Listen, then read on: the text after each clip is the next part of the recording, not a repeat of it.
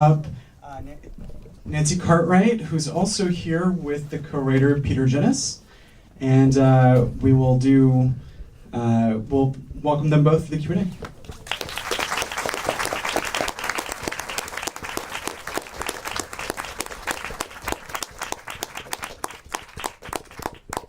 I hit something that I think was the air conditioning, but I'm not sure. Okay. So welcome. Thank you both for coming. Thank you. Hello. Hello. Hi, you guys. Buongiorno. Buongiorno. Grazie for watching la pellicola. Great movie. I loved it. Thank you. Thank you. Thank you. The front row liked it.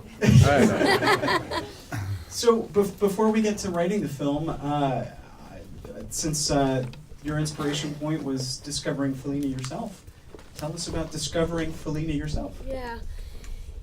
Well, it started actually back in 1985. This is a couple years before I went in to audition for Bart Simpson. I was in an acting class and, putting up as a scene study class and working with a lot of different actors. And my teacher told me to take a look at Fellini's Strada. And I'd never seen, I heard of Fellini, but I was not particularly a fan. But when I saw Strada, I was a bit,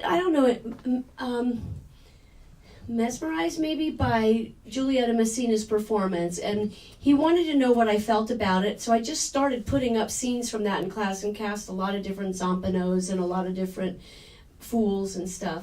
And it got to a point where he was, what are you going to do with this? What do you want to do with this? And I said, I don't know. And it didn't take too long when I realized that I could maybe get permission, if I got permission to develop this as a one-woman show, that I could do that. That's what I wanted to do, is put La Strada on the stage. So I went to AFI and got out the screenplay version of it and found out that Carlo Ponti and Dino De Laurentiis were the producers, and even the name of the attorney. And I wrote letters on my my typewriter, putting in carbon paper, because that's what we had at that time. And I sent off the originals and kept the copies. I saved everything, by the way.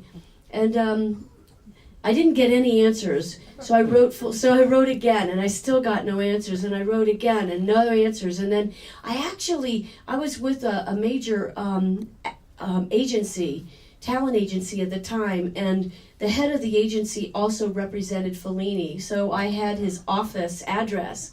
So I also wrote Fellini, and lots of rejection. No. I didn't know well into it when I'm like, oh, I got a letter from Fellini's office, and I couldn't believe it. And I'm looking at it, and there's the return address. It says Federico Fellini, 110 Via Margutta, and it was amazing. And the only thing is, it said, don't come. We don't want you. He's going to be here at Christmas time, but don't come. He's editing a movie, he has no time to visit, Nancy Nobody. It wasn't quite that blunt, but they did not encourage me to come. I'm like, okay, that's all I needed. Bam, I'm out of here. And I was to go with a girlfriend, and the night before, she backed out. So I went off on my own. I was in my mid-20s and blonde hair and cute and blue-eyed, and it was not tourist season, so it was fun. And I had an adventure, and I did everything that a single young woman in her 20s should do when she goes to Italy, and everything she probably shouldn't do. And I made some mistakes, and I made some stupid decisions. And I also, some of the stuff was for real. That you see, a lot of it was real. What? Yeah. Well, I guess tell us, both of you, about starting to put those experiences into a fictional context. How did you approach wanting to draw from these experiences, but also create a sort of the spine of your story through something that wasn't necessarily your direct experience? When I came back from my trip, I realized that my story looking for Fellini, was better for me to tell than trying to put La Strada on the stage. So I had a realization, and I started then developing it as a one-woman show. And I went to, several years went by, I got cast as Bart Simpson, I got married, within a year, I had a baby. Another year went by, and now I have a 1-year-old, and then I'm pregnant with another baby. So my attention was a little pulled off. And then I went to a party, and it was called a netless party, where there are a lot of artists there. And the purpose of the party was to network and to perform either a poem, a song, a monologue, a dance, anything artistic like that you had never done before. So it was called Netless. And I had been working on a monologue for this one-woman show, and I made an announcement, I'm looking for a writer, because I did not consider myself a writer. I'd never written anything, and I'm just kind of putting this monologue together. And Peter came up to me and introduced himself, Peter Kjenaas, and he said, my name's Peter Kjenaas, and I'm a writer. I'd like to work with you. And just so you have a clear picture of this, that initial monologue, she was dressed as a nun. Who isn't going to volunteer to write for someone to do a monologue dressed as a nun the first time you meet her? A Franciscan nun, nonetheless. So we hit it off professionally and started developing it as a one-woman show. And then in '95, I played 14 characters, put it on stage at Theater Geo. That's no longer there, but it was on Highland, and it was in Hollywood. I think we ran for about 2 months, and ended up getting a Dramalog Award for it and another award for lighting or something. And it was a nice validation, it was a very nice acknowledgement. And then Peter and I were talking, and the idea of doing it as a film was, for me, it's like, okay, we could try to, we could do that. I had my own doubts, though. Peter definitely had lots of scripts in his closet, and it was proficient as a writer, and not me at all. But in working with Peter, we just started to develop it as a screenplay, and we pulled in various producers along the way, and that was interesting. I don't know that it's possible to hire somebody to do your dream. I think that's the upshot of that whole thing. We found that out. We must have written a dozen scripts. And I got more proficient being a writer and pulled in other writers. And gosh, there were so many variables on it. And then time went by, like 20 years goes by. Seriously, a long time went by. But this was about 4 years ago, because in 2000 there was the internet, and that really helped. I didn't have any lines. I didn't have the power. Back in 1995, even though The Simpsons was successful, I was not in the condition I am now, that's for sure. I couldn't speak Italian. I still don't speak Italian. How are we going to shoot a movie in Italy when you don't speak the language, you don't have the relationship with the production company, you don't have the self-confidence to be able to do it?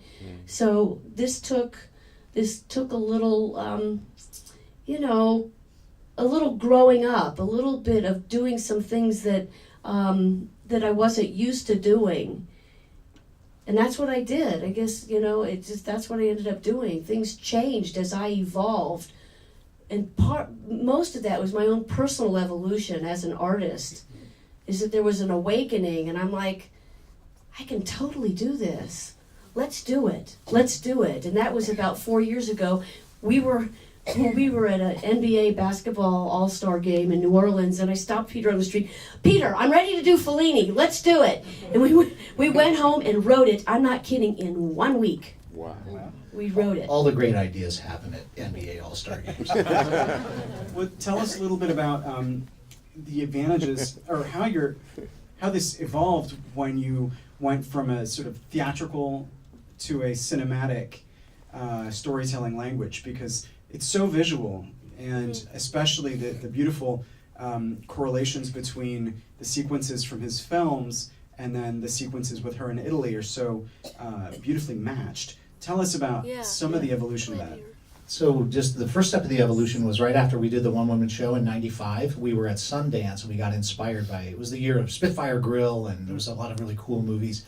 And we had this idea, sort of the seed of the transition from fact to the growth of fiction was this idea of having Lucy take a trip to Italy without ever leaving the United States. We just thought it would be a cheap way to get to Italy. As well as kind of an interesting thing. There's a lot of towns called Venice. And all Rome, this kind of- Ohio. There's Rome, Ohio. There's Venice, they're all over. Louisiana. There's, I mean, it was amazing throughout the Midwest. There are all these Roman cities. Yeah. It's like, oh God, Peter, this is a brilliant idea. Yeah. We could have her just go and send postcards and doctor them up and make her mother think that she's, you know, or her best friend. It evolved from mother to friend. It kind of bounced. Yeah, that changed a lot. Yeah. But that was sort of the seed that got us into fictionalizing more.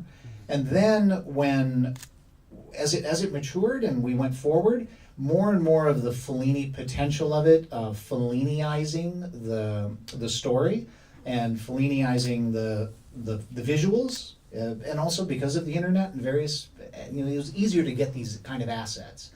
And so then the director comes in, and he, to be qualified, decides to watch all of Fellini's works. So first of all, It's like 20. there's like 20 movies, and most of them are incredibly depressing and kind of pointless. They're beautifully made and shot, and they're gorgeous. But he literally, from everything from like, what was the first one? Il Biondino or something like that? The White Sheik.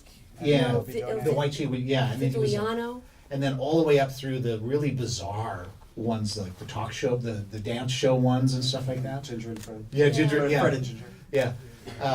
And so he started really infusing, Tehran really started infusing and figuring out how to meld, because we had that in there, mostly La Strada, and that's still in there, but we ended up fusing and melding in more and more of the dream sequence, kind of Felliniizing of all of the images and the stories that Nancy had had in real life to sort of accentuate them and relate them to Fellini. So that's how that came sort of melding together, and a lot of it happening in the editing room.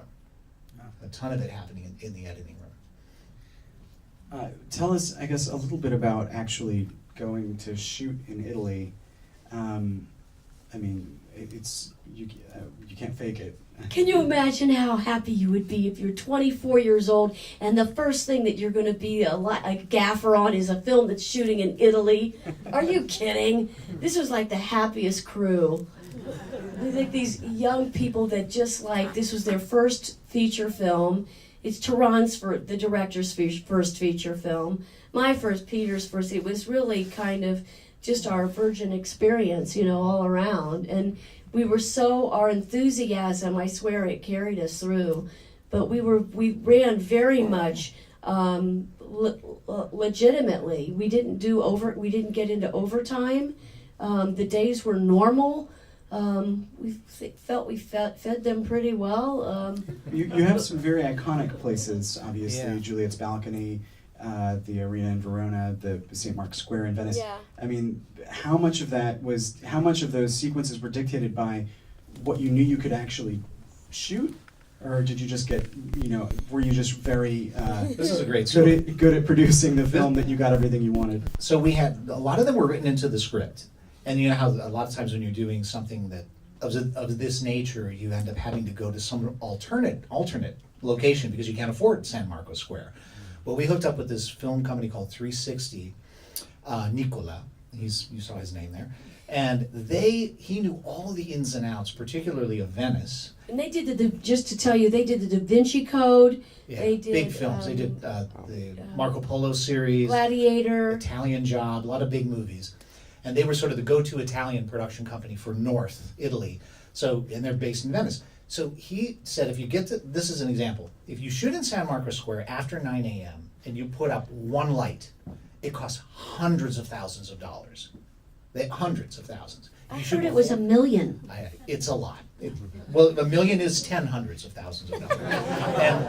and if you shoot before 9 a.m. and you have less than 12 people visible, so you can't shoot like big acting scenes. So we had Placido and Lucy walking through San Marco Square. Yeah, so two actors, and then we were told to sort of like hide under the archway over on the side, and they would hide makeup around the corner, and they would put costumes inside of a restaurant, and then we would shoot in San Marco Square, and it cost $0 to shoot in San Marco Square. It costs $0 to shoot around the Coliseum if you do it. So we have all of these golden hour shots because morning and night it looked, and they were free. They were literally free. It's kind of a tradition throughout the country that certain, like Trevi Fountain, it had just opened up after the huge renovation. It had been open for a matter of weeks, maybe 2 or 3 weeks, and it was free to shoot there. Isn't that crazy? Free to shoot there, but you're still permitting and blocking the rest of the public from accessing it. Yeah, but No, it was like 7 in the morning. It was still before 9 in the it's morning. crazy. You're telling me that you found the Trevi Fountain that empty Yeah. at any time? Yes. Nobody was there. Nobody was there. Like That was the shot most at like populated tourist 5:30 in the morning. And it was November, so it was a little chilly. Yeah. It was a little chilly too, and she just her walking fast. She's just trying to stay warm. Yeah, really. Yeah. It looked purposeful. It was just survival. Yeah. So tell us a little bit about finding a director and finding your cast. Well, this is a good story. Tehran, I've known of Tehran's work since he was 19. He's 30, I think he's 32 or something like that now. But I saw he had done a music video, and I saw it and just loved it. And I got somehow I found somebody that knew him. It's like 3 degrees of separation kind of a thing. Got his phone number and left a message on his answering machine and told him, "Hi, Tehran, we've never met before, but this is Nancy Cartwright. I just want to say I saw your I think you're amazing. I want to work with you. Someday I want to work with you because I just think you're an extraordinary artist. And anyway, just want to let you know that. And don't have a cowman or something like that." And he just, later, it was like years later, he told me he saved it. He saved the message. He didn't want to get rid of it. He was so flattered by that. And I knew him, then I met up with him. Years had gone by, and he ended up being dating a good friend of mine. And I met Tehran, and I couldn't believe it, and here we are, and I told him about my film, and he said, "Wow, I think I want to direct this film for you." So we just started meeting, and he just had so many ideas, and he said, I told him about the one-woman show. He said, "Do you have any film? Do you have any footage of that?" I'm like, "Oh, God. Do you?" And I said, "Well, yeah." I said, I do, but now this was this is 1995 when cameras, they didn't have iPhones. They looked like freaking shoe boxes, VHS, huge tapes and stuff. Bad sound. It was horrible. My husband, all you hear is him laughing because he's holding the camera. And the camera's shaking. It was bad, not lit for it or anything, but he said, "I want to see it." And so I had two versions of it. He looked at it, and next time we met, he goes, "We have to do the story. We have to do the story. You have to be in it. I don't know who you're going to be, but you need to be in it." And actually, I thought at that time, I said, "Well, yeah, I'd like to be Claire. I mean, obviously, I can't play Lucy anymore, but I could play my mother." And that was an interesting evolution because nobody's going to say it to me. But as time went on and looking at casting and how we're going to do this, and is it going to help the film that I'm in it, or is it going to hurt? Is it going to hurt the film? Because being so positioned as Bart Simpson, I just looked at it. I went, you know what? This is not a good thing. First of all, people are going to think, number one, because of Bart, they're going to think it's animated, so that's not right. And then, if I do Claire, they're going to look at me perhaps and go, is that really Bart's? It's just, do you see what I mean? It's distracting. Where's this postcard from? In love with who? I don't think that's going to help so much. So that's when I said, that's it. I'm not going to be her. And it was Tehran's idea. I think the character that I play in this was actually a guy. He was a dude that I met in a park, and that was in Milan. He was a homeless guy, and he was probably 70-some years old, had 4 teeth. He could speak. Turns out, he told me, I sat on a park bench, and he's feeding the birds, and his name was Cosmo. And it was just like such a bizarre story. We didn't have enough time, and we couldn't shoot it. We ran out of money. We couldn't shoot it in Milan, and had to condense him, and decided to create a character, turn her into a woman, and then I could play her. So it kind of worked out. But he had been an actor. He was like in his 70s or 80s or something. He sounded like Mickey Mouse. And here I am talking to him and asking him what he did. He would say, I'm from the Actors Studio, and I worked with Strasberg, and William Holden got all of my parts. I'm like, wow, he was from Sweden. He spoke 7 languages. He was really an interesting dude, man. And he gave me bread to feed the birds, and I'm like, feeding the birds, but kind of eating the bread too. Because my luggage really did go to Frankfurt, Germany. So there I am stuck in Milan with no clothes, and I smelled horrible, sitting on a park bench with a homeless dude that spoke more languages than me. He knew a lot. Oh, and he's the one also, that quote that we ended up having Mario say it, is on the phone when she's in Venice. He said, and Fellini says to you, one more thing. Sometimes you have to travel far, far away in order to find what is closest to you.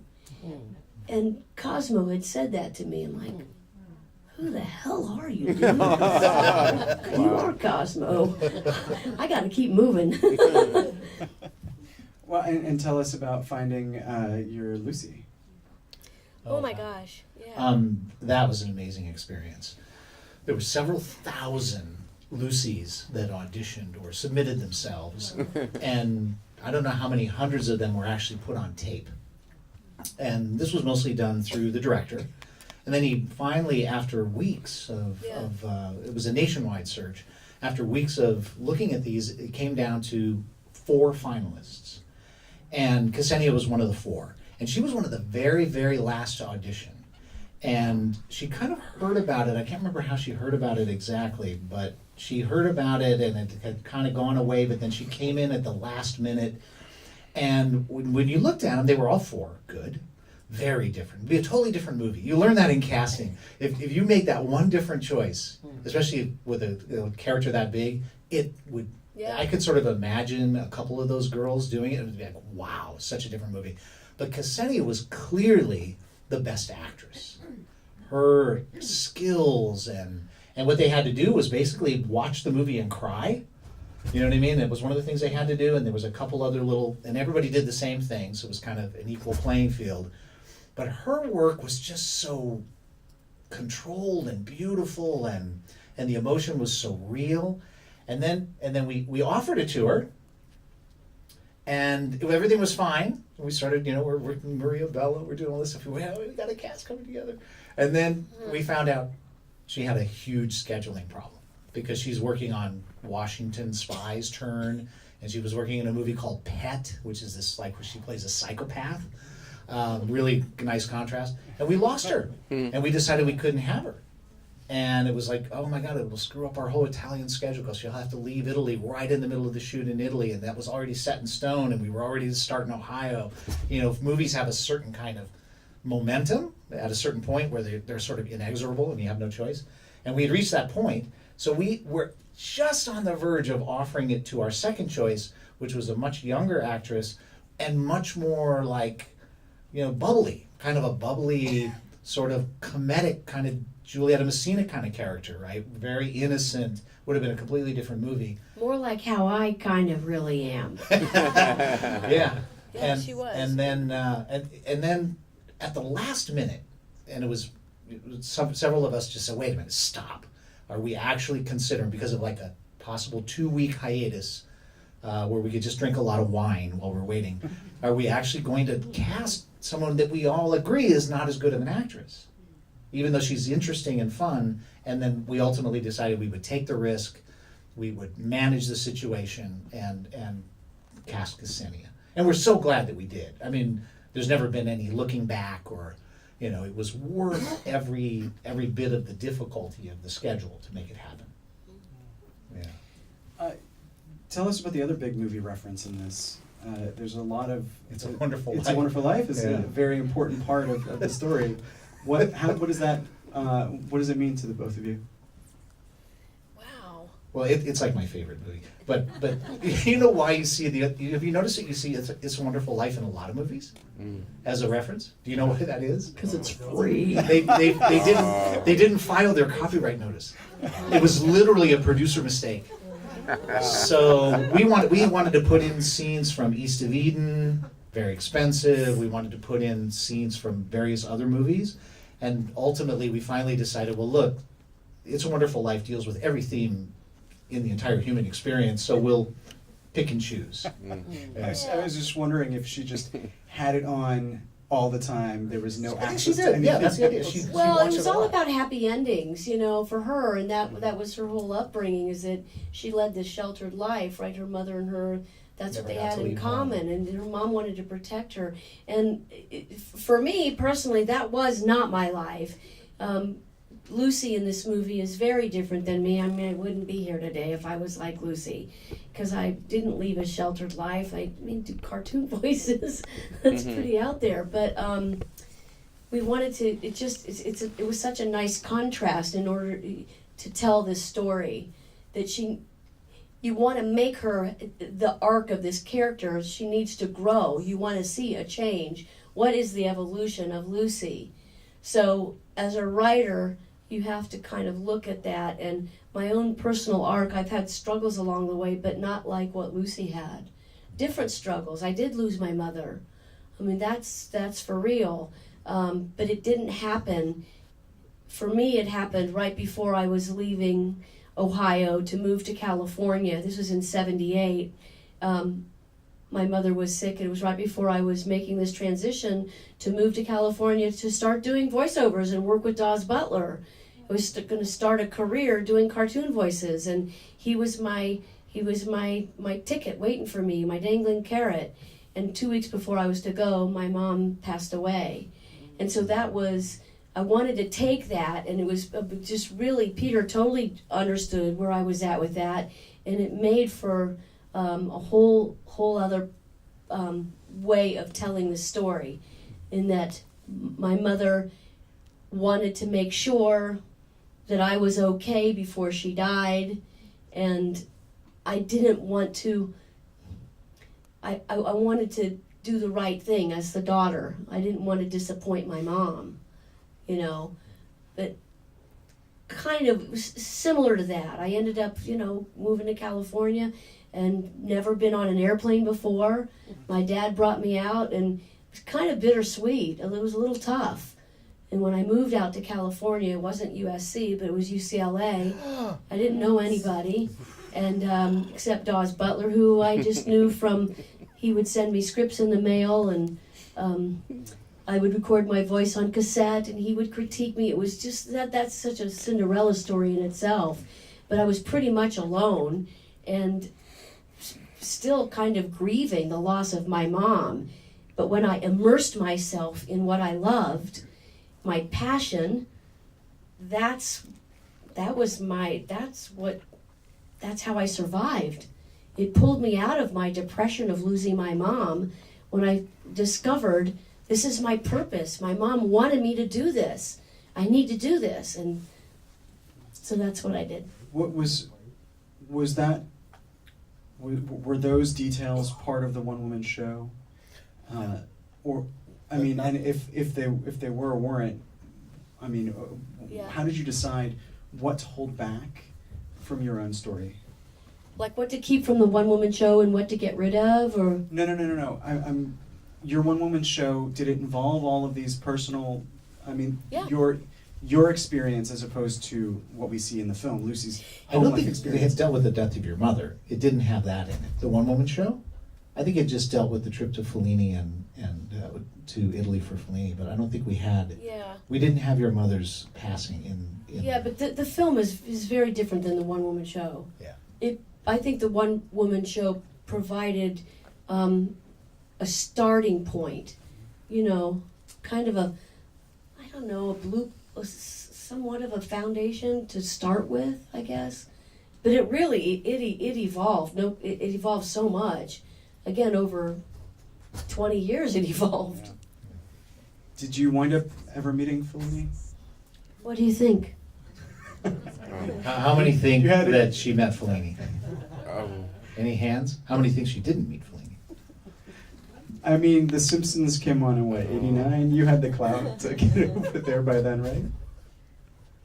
To get to Italy, you mean? To get him an appointment with Fellini.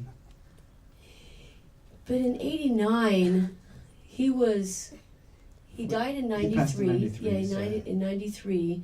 But again, I think it has to do with my own personal confidence and relationships. And no, I didn't have the wherewithal. I didn't mean literally from this story. Yeah. It's subsequent to. No. If later in life you had actually tried to go and meet him before he passed. Oh, like to go again? Yeah. No. Okay. No. Sorry, I didn't mean to make that No, such you a threw me. confusing I'll question. tell you what, is that when I came back, I felt like, I'll tell you guys, it's just like, it was such a story to be able to tell that was a new thing. It just like, I needed to tell this story. I had a message that I wanted to communicate. I think every artist is trying to communicate something. You have a passion. You want to be able to enlighten people. At least that's why I do what I do, whether it's through art or through its filmmaking or, doing voices on a cartoon. I don't know that's really going to quite satisfy me enough as the artist, if you follow me. But somewhere, I feel like if you're an artist, you're not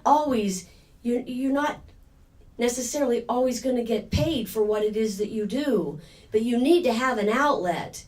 And more than that, you need to have a viewpoint in life. What is it you're trying to communicate?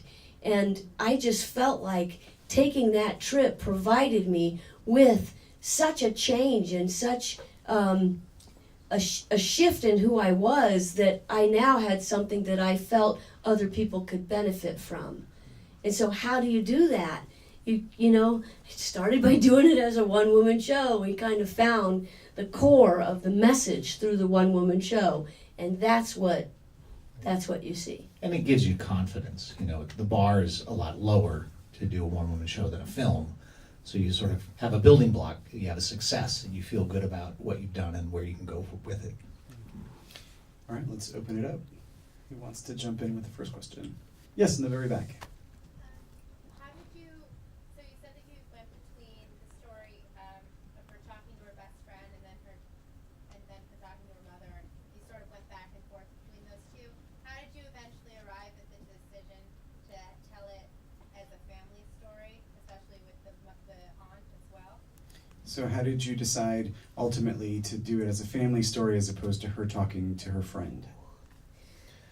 I don't know. I think remind me, but I think it's because I wanted to incorporate so many of the things that actually happened, make it more personal, instead of the best friend.